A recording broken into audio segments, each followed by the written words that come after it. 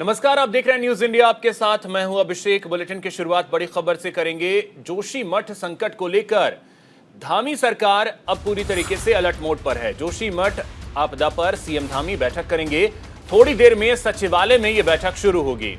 जोशीमठ में चल रहे राहत कार्यों की समीक्षा करेंगे। आपदा प्रबंधन से जुड़े अधिकारी भी इस बैठक में शामिल होंगे। तो ये बड़ी खबर आपको बता दें, थोड़ी ही देर में समीक्षा बैठक करने वाले हैं। सचिवालय में यह बैठक होगी। मुख्यमंत्री पुष्कर सिंह धामी बैठक करने वाले हैं और सरकार पूरी तरीके से अलर्ट है इस मामले को लेकर, क्योंकि आपको बता दें कि जोशीमठ में लगातार मकानों में जो दरार आने का सिलसिला है वो जारी है। संख्या भी लगातार इसकी बढ़ती जा रही है। इसी को ध्यान में रखते हुए अब एक बेहद अहम बैठक अब से कुछ देर बाद करने वाले हैं सीएम पुष्कर सिंह धामी।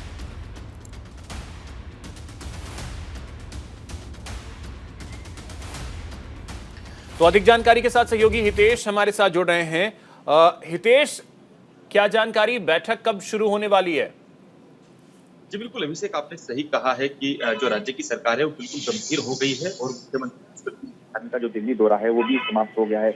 अब मुख्यमंत्री पुष्कर सिंह धामी सचिवालय में मौजूद है और अपने अधिकारियों के साथ बैठक मंत्रणा चल रही है। लगातार गंभीर विषयों पर जो भी जोशीमठ को लेकर जितने भी गंभीर विषय है, गंभीर मामले उनको लेकर बैठकें चल रही है, शुरू हो गई। तमाम बड़े जो सचिव हैं सचिवालय से जुड़े हुए, जो भी आपदा के से जुड़े हुए जितने भी अधिकारी, वो भी मुख्यमंत्री पुष्कर सिंह धामी के साथ मौजूद है। तो वही केंद्र से भी बड़ा तोहफा उत्तराखंड को मिल सकता है और जल्द से जल्द बड़ी मदद की दरकार जो मुख्यमंत्री पुष्कर सिंह धामी ने केंद्र से की थी, वो भी बहुत जल्द अमित शाह ने उनको भी हरी झंडी दिखा दी है। ऐसा मुख्यमंत्री पुष्कर सिंह धामी का इशारा है। जी, तो वहां की स्थिति को लेकर के कुछ जानकारी, जोशीमठ की स्थिति को लेकर के जानकारी आपके पास हितेश की इस वक्त क्या जानकारी वहां को लेकर? जी बिल्कुल, देखिए जो सचिवालय के जो अधिकारी है, आपदा प्रबंधन के जो सचिव हैं रंजीत सिन्हा, वो लगातार जोशीमठ का दौरा कर रहे हैं। वो उन्होंने कई बार जोशीमठ का दौरा कर दिया है और वहां पर की जो स्थिति है फिलहाल वो अभी असहज है। असहज की स्थिति वहां पर इसलिए बनी हुई है क्योंकि लगातार जो घर है उनमें दरारों का जो सिलसिला है वो बढ़ रहा है। लेकिन सबसे बड़ी बात राहत पहुंचाने वाली ये है कि जो पानी का जो स्राव था वो कम हो गया है। वो अब वहां पर 100 लीटर पर मिनट के हिसाब से वहां पर पानी का रिसाव हो रहा है। लेकिन अब जिस तरीके से एनटीपीसी भी हरकत में है, एनटीपीसी के कार्यों को रोक दिया गया है, जेपी के कार्यों को रोक दिया गया है। कई ऐसी कंपनियां हैं जिनके बड़े कार्यों को वहां पर अभी प्रशासन ने रोक दिया है। तो यही वजह है कि जिस तरीके से वहां पर टनल बनाई गई है, जिनके कारणों से लोगों के घरों में दरार आई है, लोगों की दुकानों में दरार आई है। लेकिन अब सबसे बड़ा मुद्दा ये है कि क्या वो लोग अभी वहीं पर भी स्थापित किए जाएंगे या फिर कहीं और उनको पलायन किया जाएगा। उनके जो जानवर है, जो उनके घोड़े खच्चर है, जो उनकी भेड़ बकरियां है, उनको कहाँ पर पलायन किया जाएगा, क्योंकि ये भी उनके लिए बहुत बड़े सवाल और चिंता का विषय बन गया है। जी चलिए ठीक है हितेश, आप हमारे साथ बने रहें, आगे भी खबरों पे अपडेट आपसे लेते रहेंगे। जोशीमठ में लगातार भू धसाव का सिलसिला जारी है। आपदा से अब तक 9 वार्डों में 849 भवन प्रभावित हुए हैं, जिनमें दरारें आई हैं। वहीं अब तक 181 भवन असुरक्षित मिले हैं और करीब 258 परिवारों को सुरक्षित स्थानों पर रखा गया है। जोशीमठ में आवासीय भवन को सीबीआरआई रुड़की की टीम ने असुरक्षित घोषित कर दिया है। साथ ही सीबीआरआई रुड़की ने भवनों को डिमोलिश कैटेगरी में रखा हुआ है और उन भवनों को गिराने को लेकर आवश्यकता बताई गई है। लोगों ने अपने घरों के ध्वस्तीकरण के लिए लिखित सहमति दी है। आपको बता दें कि जनमानस की सुरक्षा को लेकर जिलाधिकारी हिमांशु खुराना ने भवन को डिसमेंटल किए जाने के आदेश जारी कर दिए।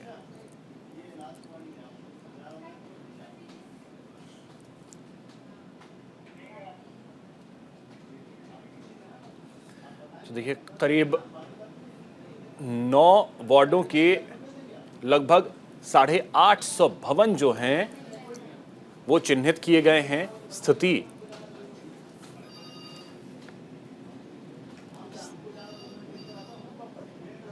स्थिति वहां की जो है वो आप देख करके अंदाजा लगा सकते हैं कि जोशीमठ में इस वक्त के हालात क्या हैं। अधिक जानकारी के साथ सहयोगी पुष्कर नेगी हमारे साथ जुड़ गए हैं। पुष्कर, क्या हालात इस वक्त वहां के, और करीब जो संख्या है दरारों की, जो मकानों की संख्या है वो बढ़ती ही जा रही है? बिल्कुल अभिषेक, देखिए आपने सही कहा कि जो मकान की स्थिति है वो बढ़ती ही जा रही है, क्योंकि लगातार जोशीमठ की जो स्थितियाँ यहाँ पे खराब देखने को मिले। क्योंकि अब सरकारी भवन जहाँ सरकारी गेस्ट हाउस भी जो है, आपने जो विजुअल के माध्यम से देखा होगा, सरकारी जो गेस्ट हाउस है, लोक निर्माण का जो गेस्ट हाउस है, उससे दरारें पड़ना यहाँ पे शुरू हो गया है। हालांकि अभिषेक, सबसे बड़ी बात यह है कि जो पानी का रिसाव था उसमें भी कल के समय की अगर मैं बात करूं तो कल का जो MSC जो उसका था वो बढ़ गया है। तो कहीं ना कहीं लगातार जो है जोशीमठ जो है अपनी स्थिति से जो है रूबरू हो रहा है। यहाँ की जो धड़कनें तेज हो रही है, जो स्थानीय लोग यहाँ पे हैं, लेकिन जिस तरह से जो यहाँ के जो आपने देखा होगा कि यहाँ पे जो मेडिकल कैंप है या आपके जो रहने का जो रैन बसेरा है, इनकी पूरी व्यवस्था यहाँ पे कर दी गई। लेकिन आज अभिषेक सबसे बड़ी बात यह है कि आज मौसम भी खराब है। मौसम को लेकर भी जो है यहाँ का प्रशासन जो है मुस्तैदी से काम कर रहा है। हालांकि लगातार जो है दरारों का सिलसिला जो है बढ़ता ही जा रहा है और जोशीमठ की जो स्थिति है या जोशीमठ के जिस तरह से जो जहाँ पर दरारें नहीं पड़ी थी वहाँ पर भी दरारों का पड़ना शुरू हो गया है। हालांकि 849 घर चिन्हीकरण कर दिए गए हैं और उसके बाद जो है अभिषेक आज से जो है वो घर भी टूटने शुरू हो जाएंगे। जो 5 लोगों के घर हैं, 5 वार्डों में जो घर रहने लायक नहीं है, उनको तोड़ने का काम भी आज जो है स्थानीय प्रशासन यहाँ पे कर रहा है। अभिषेक, ठीक है, आप हमारे साथ बने रहें पुष्कर, आगे भी खबरों पे अपडेट आपसे लेते रहेंगे।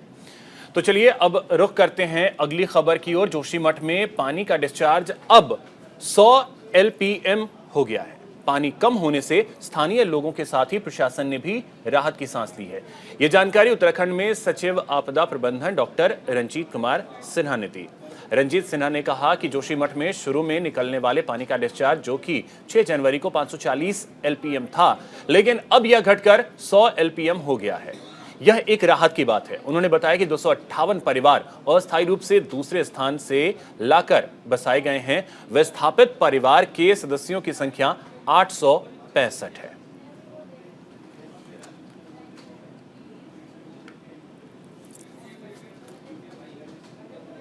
सुरक्षा के दृष्टिकोण से जो परिवारों को विस्थापित किया गया है, राहत शिविरों में ले जाया गया है, उनकी संख्या 258 हो गई है।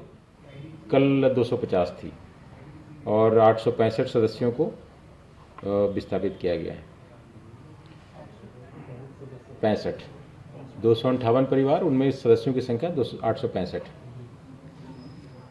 बाकी एक जो महत्वपूर्ण आज मुख्य सचिव महोदय ने जो सेंट्रल तकनीकी संस्थाएं हैं जो जांच कर रही है वहाँ पे, उन सबके डायरेक्टर और हेड के साथ एक वीसी हुई, जिसमें उनको कुछ जांच को किस तरह से प्रायोरिटी देना चाहिए उन मुद्दों पे वार्ता हुई। और उसमें वार्ता में जो मुख्य बिंदु हैं वो ये हैं कि चूँकि एक नेशनल प्रायोरिटी का विषय है जोशीमठ का विस्थापन और पुनर्निर्माण, तो इसमें सारी संस्थाएं इसको टॉप प्रायोरिटी पे रखें। जो जांचें हैं वो समयबद्ध तरीके से हो, उसका टाइमलाइन भी लोगों ने दे दिया है। उत्तराखंड लोक सेवा आयोग में पटवारी पेपर लीक मामले को लेकर कांग्रेस लगातार धामी सरकार पर हमलावर है। हरिद्वार ज्वालापुर से कांग्रेस विधायक रवि बहादुर और यूथ कांग्रेस के प्रदेश अध्यक्ष सुमित्र भुल्लर ने पटवारी पेपर लीक मामले की CBI जांच कराने की मांग की है। साथ ही मांग न पूरी होने पर सड़क से लेकर सदन तक सरकार को घेरने का ऐलान किया है। कांग्रेस विधायक रवि बहादुर ने कहा, बिना किसी संरक्षण के पेपर लीक नहीं हो सकता, इसलिए CBI जांच हाईकोर्ट के चीफ जस्टिस की अध्यक्षता में की जानी चाहिए। विधायकों ने सदन में मामला उठाया, हम लोगों ने सड़क पर लड़ाई लड़ी, सब जगह तमाम घेराव करे, प्रदर्शन करे। कांग्रेस ने ये मन बनाया है कि वो इस लड़ाई को लंबा लड़ेगी और जितनी पुरानी भर्ती घोटाले हुए हैं उनकी भी जांच करवाने का CBI से मन बनाया है और हम सरकार पर पूरा दबाव डालेंगे।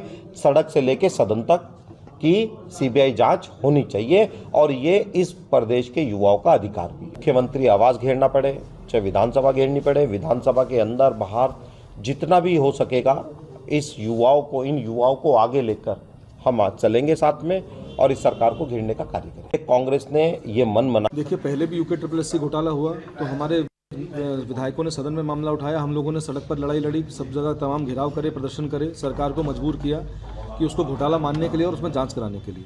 आज ये पुनः जैसे ही पटवारी घोटाला संज्ञान में आया, अगले ही दिन यूथ कांग्रेस ने लोक सेवा आयोग के दफ्तर का घेराव करने का काम किया। पूरे प्रदेश भर में हमने प्रदर्शन करने का काम किया। हमारे कांग्रेस के वरिष्ठ से वरिष्ठ नेताओं ने भी अपने स्तर पर धरना प्रदर्शन करके सरकार के खिलाफ आवाज़ को बुलंद करने का काम किया और आज फिर सरकार ने लीपापोती करते हुए कुछ दिन परीक्षा टालने का काम किया है। लेकिन हमने कुछ दिन टालवाने की बात नहीं कही थी, हमने कहा था कि जांच होनी चाहिए और जब तक दूध का दूध पानी का पानी नहीं हो जाता, जब तक इस प्रदेश के नकल माफिया की कमर नहीं तोड़ दी जाती, जब तक सब सलाखों के पीछे नहीं हो जाते, तब तक युवाओं को हमारी संस्थाओं पर भरोसा पुनः जागृत नहीं होगा और तब तक हमें परीक्षाएं नहीं करानी चाहिए। तो अधिक जानकारी के साथ सहयोगी संजय हमारे साथ जुड़ गए हैं। संजय, पेपर लीक के मामले को लेकर अब कांग्रेस पूरी तरीके से हमलावर नजर आ रही है सरकार पर। देखिए अभिषेक, निश्चित तौर पर विपक्ष ऐसा कोई भी मौका नहीं छोड़ता है जिसमें सरकार को घेरा ना जाए।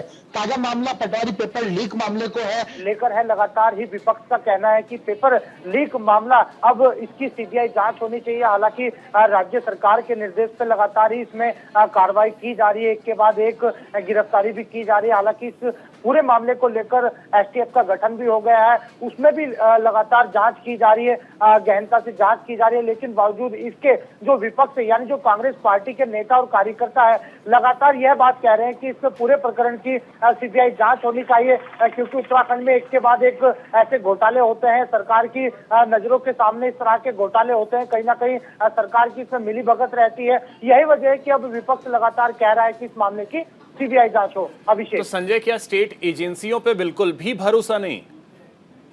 बिल्कुल, लगातार ही जिस तरह से राज्य सरकार ने इस पूरे मामले को लेकर कार्रवाई की है, तो अपने आप में एक बड़ी बात है। हालांकि धामी की सरकार में लगातार ही हमने देखा है कि उसमें कैसे भी घोटाले हो, जल्द से जल्द गिरफ्तारी भी होती है और लोगों को जेल भी भेजा जाता है। लेकिन विपक्ष ऐसा कोई मौका नहीं छोड़ता है। जिस तरह से हम अभी बता रहे थे, लगातार ही सरकार पर हमलावर है। हालांकि इनका यही कहना है कि भाजपा सरकार में एक के बाद एक घोटाले होते हैं और जो बड़े मगरमच्छ होते हैं वो खुले में घूमते हैं।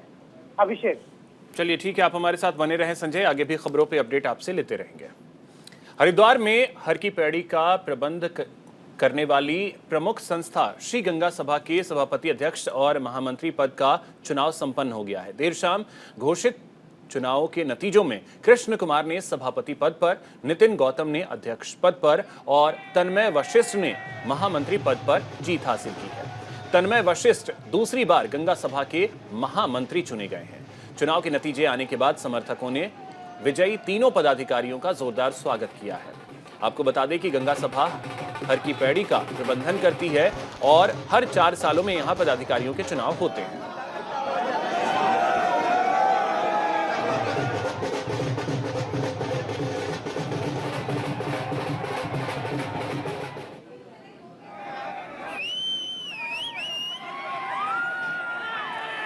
हमारा एजेंडा बिल्कुल स्पष्ट है। हमने पिछली बार जीत हासिल करके भी कहा था कि संस्थाओं में राजनीति का कोई स्थान नहीं होता। चुनाव एक लोकतांत्रिक प्रक्रिया है, वो आज पूर्ण हुई। राजनीतिक जितनी भी गतिविधियां आज से खत्म। हम जो पदाधिकारी हैं तीनों, वो पूर्ण समाज के पदाधिकारी हैं, संपूर्ण समाज के। और हमारा ये दायित्व है कि श्री गंगा सभा जैसी विश्व विख्यात संस्था को और अधिक बड़े स्तर पर हम लेके जाएं और अपने कार्य क्षेत्रों में विस्तार करें। और इसी नीति और इसी सोच के साथ पिछले 4 वर्षों से हमारे द्वारा ये कार्य किया गया, जिसमें कि चाहे हर की पौड़ी का सौंदर्यकरण का कार्य हो, चाहे घाटों पर और अधिक सफाई रखने का कार्य हो, चाहे धार्मिक गतिविधियाँ हो, चाहे तीर्थ पुरोहितों के उत्थान का कार्य हो, और हरिद्वार में और जो धर्म और आस्था से जुड़ी हुई जो जितनी भी समस्याएं हैं, जो भी मुद्दे हैं, उन सभी को हमने बिल्कुल मुखर रूप से उठाया है।